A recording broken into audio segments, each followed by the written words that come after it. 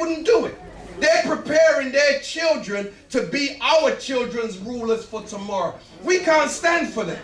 We have to prepare rulers for ourselves for tomorrow. And guess whose babies they are? See, you've got to look in your baby's face and see tomorrow's ruler. And when you see tomorrow's ruler, you will make sure that that child can read, that child can write, that child can count. Very important. This is why we have decided we are going to establish a school of entrepreneurial excellence. Because as black people, straight up, as black people, this will be in the next 3 months or so. We're going to start running 8-week courses to teach our young brothers and every brother who's selling drugs. We're going to invite him. We're going to invite him to take the course. Because regardless to what he has been doing, we're not going to condemn him. We're going to educate him. Because that man is a businessman. He knows product, he knows distribution, and he knows money. You understand? And the only thing we want to do is help him to change the product. And I'm telling you, look, if we're going to get out of this predicament, we have to go to war. This is actually a war cry. Do you understand that? Do you know it's actually war? And the reason why I say it is because our young brothers who are selling drugs, when we do the entrepreneurial course, I'm going to close, Sister Cheryl. The entrepreneurial course, we're going to highlight to them the amount of chicken shops that are owned by Indians or Asians in our community and how much money they earn annually. And then we're going to have an honest discussion to see how much money our brothers make doing what they're doing. And if the chicken shops are more profitable, then we have to develop and devise a scheme to shut down the damn chicken shops. Are you hearing me? And replace the owner, or keep the shop going but change the owner. Because if we're the ones making these people rich for them to take money out of our community and build up theirs, then we have to change the owner. Our brothers like and our strong brothers and fearless. Good, we love it. But the fearlessness needs to be redirected. It's against self at the moment.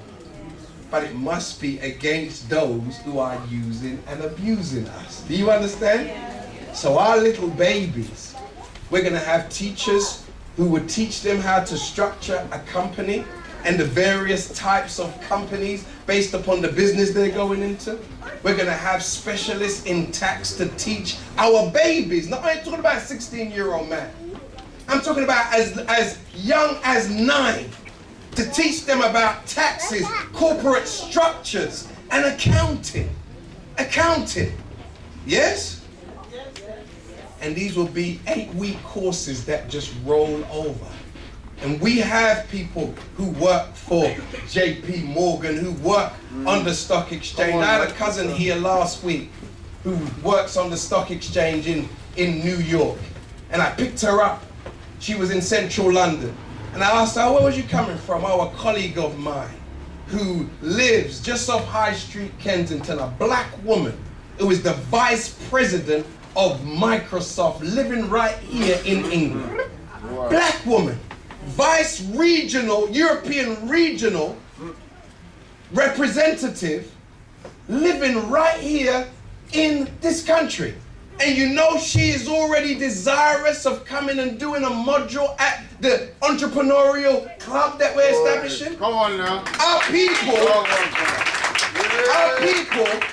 want to give back. But unless we set up the structure, they cannot come into madness. They have to come into something that's organized and structured. Are you hearing me? So as parents, let us not see whatever has happened to our children as a bad thing. Yes, it's bad, it's evil that they would plot and plan to kick our children out of school. But let's find a silver lining.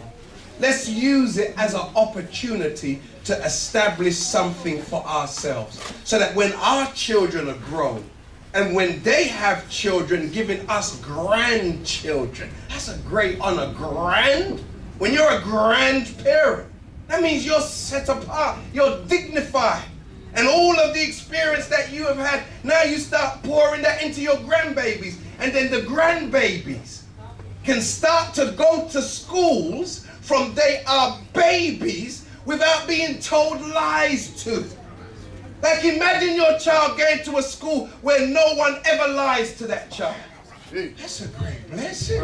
You don't have to debrief them when they come home. No, from day one. Not at home in their bedroom being taught black history. No, from day one, they're being taught the truth. They love money, nothing wrong with that. We got a lot of problems in our community that we need a whole heap of money to solve.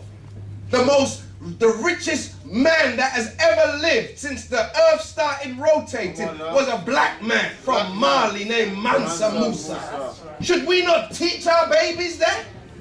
He wasn't a gangbanger or a drug runner, but he was the richest man to ever live. And wherever he traveled to, he broke the economy because he traveled with so much gold. Heavyweight. We need to teach these histories to our babies. Not allow these schools to teach our babies about Egyptian history that is white history. And then Elizabeth Taylor gonna act like she's Cleopatra?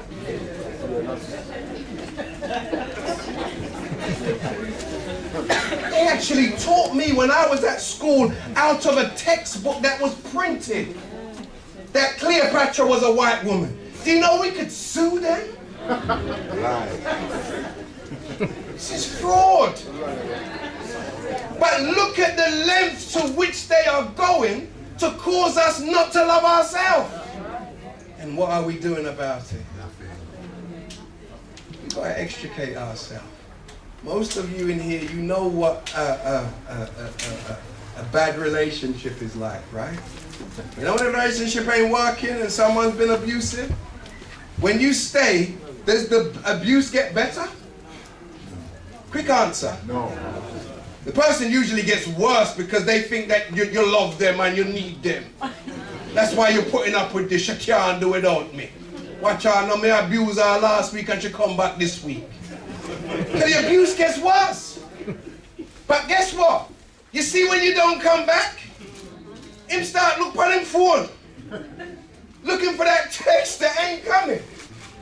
You following me? And you will find that man walking in the street talking to himself if you don't pay him no mind. You following me? The enemy, we will run them ragged if we withdraw from them. You hearing? And we not just gonna withdraw and make up whole heap of noise. No, we establish something for ourselves. We establish a nice uniform for our babies. Yes, sir. We pull up in all these nice cars some of you got. Not playing Elephant Man and Crazy though.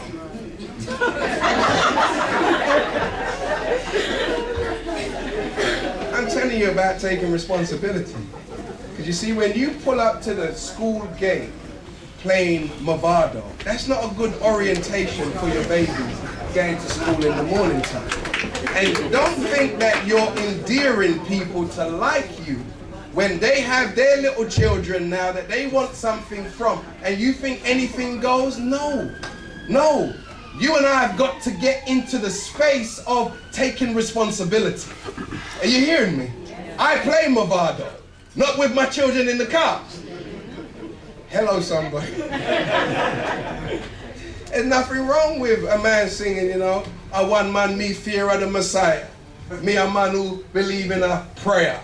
Huh? You don't know that one day, is it?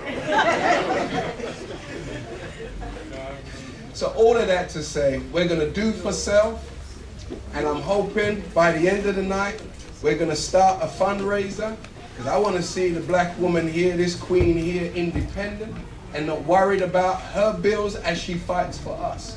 This is the kind of structure that we have to be about. This meeting must establish in the black community the Ministry of Education. And she's our #1 advocate as far as I'm concerned. Because there are so many people getting funding. She ain't getting all that money. You understand? But she's got the love of the people, which is the most important. Can I hear you, sir?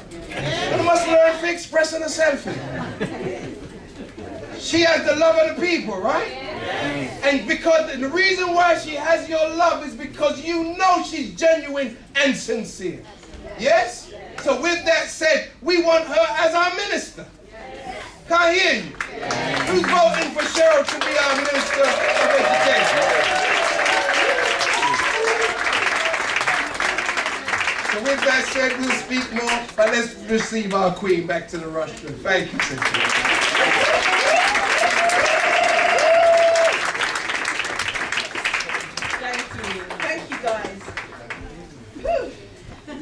Are you guys powered up? Are you amped up? Oh, let me turn this around. Oh, that's better. Right, okay. As we spoke about doing for self, that was one of the things that I... Actually, before I go into that, has anyone got a child or know of a child that has ADHD? Got or know of? Got. Just shout. Got. Know of. All right, because I've actually got... one of...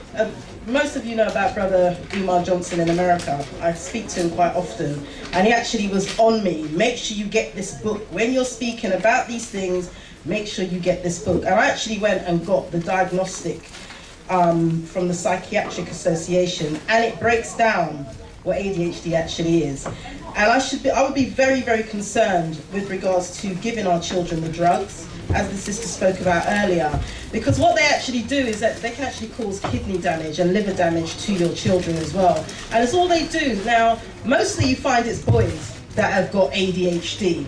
And I remember with my son who's in the back there, he was 16 at the time, and was at school, went to the school open evening as I did, and they said, oh, the head teacher said, oh, I think that there's maybe something wrong. And I was like, why, what?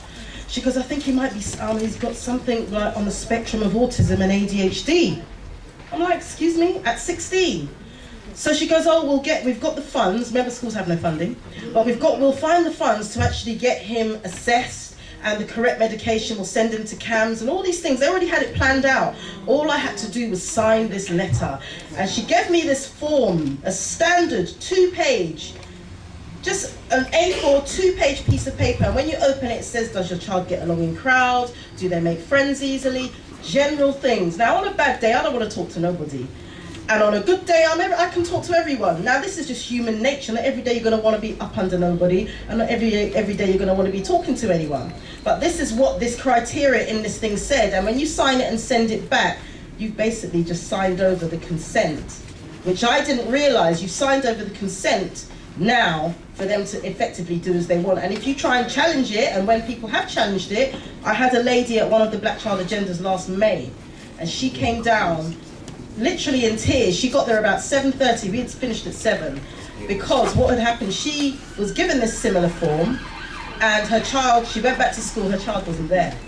And she couldn't work out, she started kicking off. The social workers in the school had basically said that her child was had ADHD, and that she was basically, what's the word, obstructing the school from actually giving him the due care and attention that he needs, i.e. the pills that was being talked about and the questions asked about. So what they had actually done, because they had asked the child if the pills had been given, the child obviously would say no, and then the child was actually taken away to be put up for adoption. Yes, and interestingly, don't believe me, go onto YouTube or anywhere like that and look up secret courts. It only happens in the UK and Europe. And it was funny when I was speaking about this in 2013, people thought I was crazy, that I was just like trying to inflate things. And lo and behold, what came on the TV, BBC One Panorama, what were they talking about? Secret courts and the way how the authorities are going into people's homes and taking away their children. There was actually a family in Brixton whose daughter was taken out of their care without their consent and adopted out to a gay couple up in somewhere in the Midlands or something like that. And they fought for 5 years to get her back, because there's no big piles of paperwork or history of abuse or anything like that. It's literally you, the social worker, and the judge. And the social workers tend to have so much power, and those that don't know, you're not going to know what's happened. And it's actually happening even more. I've spoken to 3 parents this year with regards to similar things that are coming about or have come about. Last year's Black Child Agenda, the lady, she did get her son back because her mum worked for social services, so knew how to actually navigate the system. but it does happen, so you have to be very careful at what's being signed in schools. I didn't sign it, and I'd love to see them try and take away my 60, because that's him back there. Could you imagine them trying, the one with the locks of his, Tamar? Yeah. So could you imagine them trying to take him? Would have been a very interesting day. But then if you hear, I'll just give you a few basics. Here are what they classify as ADHD. Often fidgets or taps hands or feet and squirms in seat. Often leaves seat in situations when remaining seated is expected. So i.e. leaves their space in the classroom. Often runs about or climbs in situations where it is inappropriate. Now when you've got 4 and 5-year-olds who are just leaving home, you know, nursery where they're used to playing and whatever, often unable to play or engage in leisure activities quietly. Can you tell me a child that can sit down quietly for long periods of time, please? Because I know what my house was like when my lot were young, and it wasn't quiet. Is often on the go, acts as if driven by a motor. I don't understand that either. Often talks excessively. Now my sons will tell you in my house, I'm forever. If they ask me one question, I will talk for hours.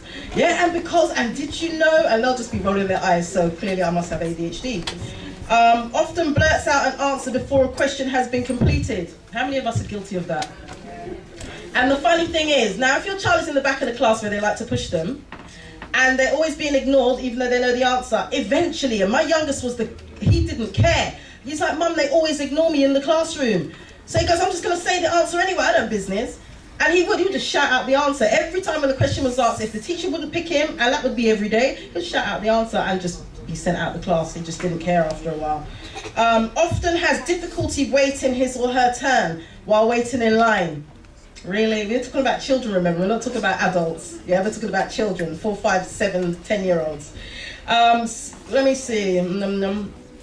Several inattentive or hyperactive impulsive symptoms are present in 2 or more settings: at home, at school, or work with friends or relatives in other activities. That's just a snippet of what they classify as ADHD that justifies them giving your children drugs that they sit down like zombies in the classroom to listen to be miseducated, which is what they're doing with our children in the school on a daily basis, as we know.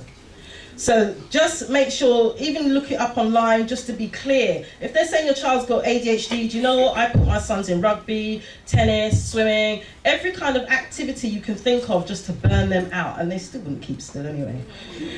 Right, anyway, so let me move on to how us as a community can actually do things as well. Now, I don't know, most of you, I would presume, I'm just presuming that most of you are from South London. Yeah? No, yes.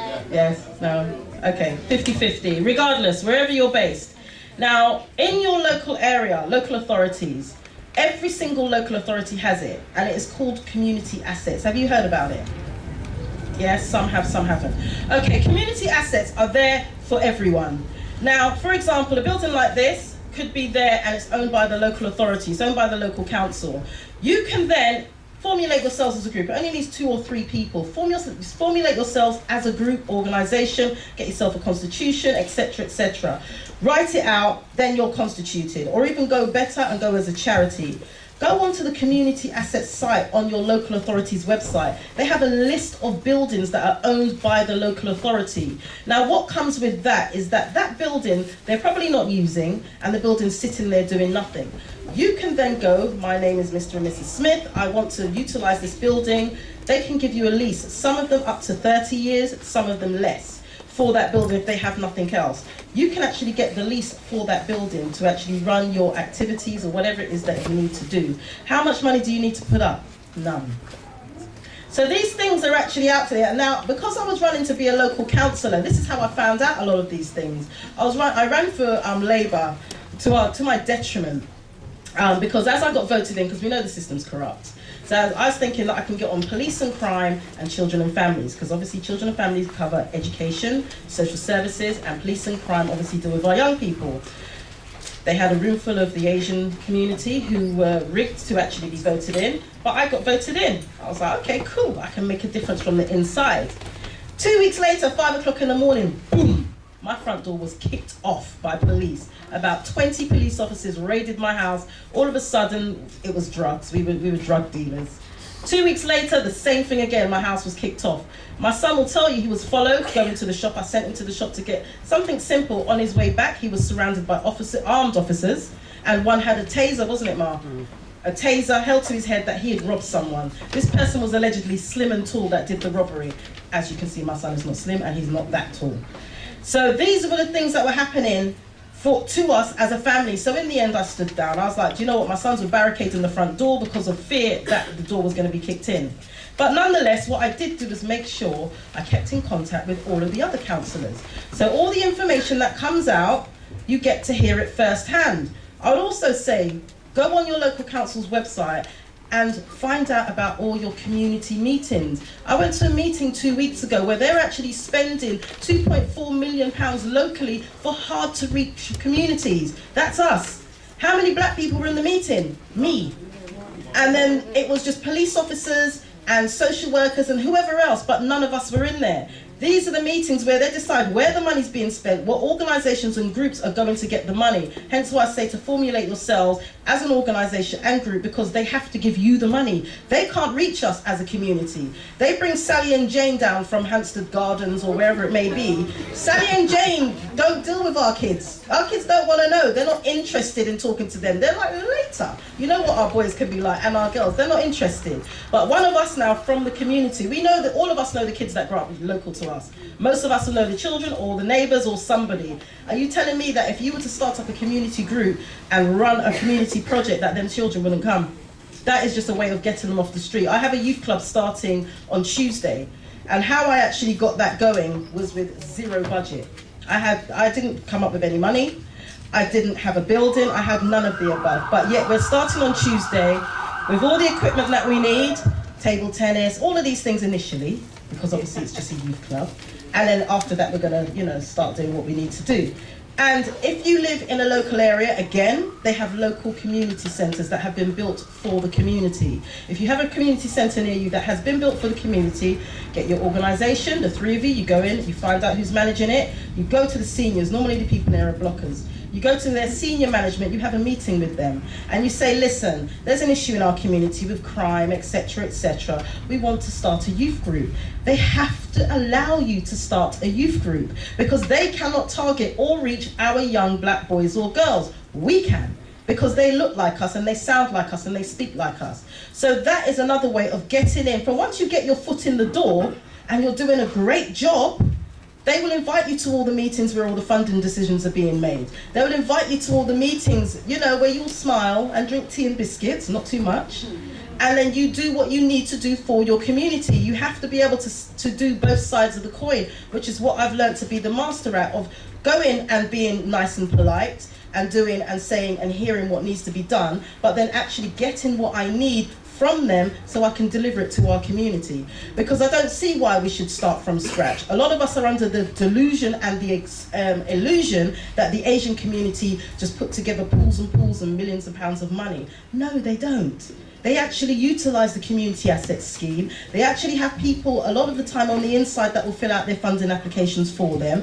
One of them, a group down where I am, I'm in North West London, they just got £6.3 million to deliver services to these hard to reach communities. Now I know that if I was to give them, they're supposed to actually scrutinise your application form and send it off on your behalf. But what they've actually been doing is taking people's application forms, throwing them in the bin, rewriting it and actually getting the funding for themselves.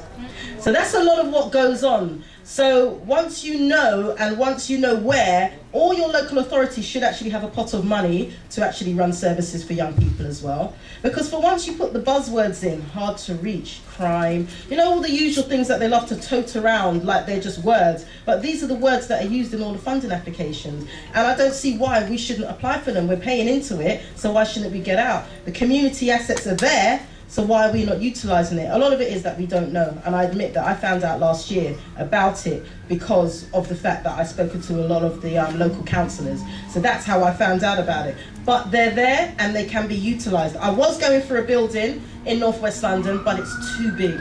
It's the type of building that I would need about 30 people to actually manage, because it's a multi-million-pound building. So I'm not going for it, and now there's no building where I am that would make sense. but if you've got buildings in your local area, identify them. Even plots of land where there's nothing on it that could be owned by the local authority, they'll actually give you the permission to build on it as well. So all of these things can actually be done by way of actually getting our own buildings, and then we're running a youth club, and then we turn that into our own schools. We start taking our children out of the PRUs. And again, with some of the PRUs that are, some of them are local authority led and some of them aren't. A lot of the time what I did find out the other day was that some of the PRUs that are not local authority led, and even some of the ones that are, if you were to come together, but it takes a lot of organisation and the legalities around it, but as a group or organisation, if you've got the money and support behind you, you can actually go in and start delivering the lessons and things like that in those places too. So there's a lot of these things that are out there that we can actually do. One of the other things that we're actually doing as well as the Black Child Agenda is we're actually looking for us as a community to get involved and become parent advocates.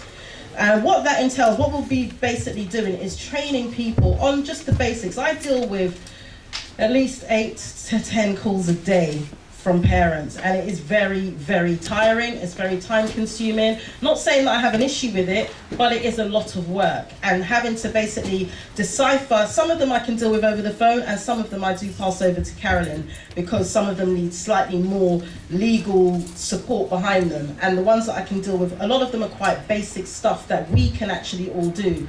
And while we're looking for parent advocates, I'm based in North West London. Sometimes I'll drive as far as Romford, sometimes I'll drive as far as Kent, wherever it may be, to go and support a parent in school.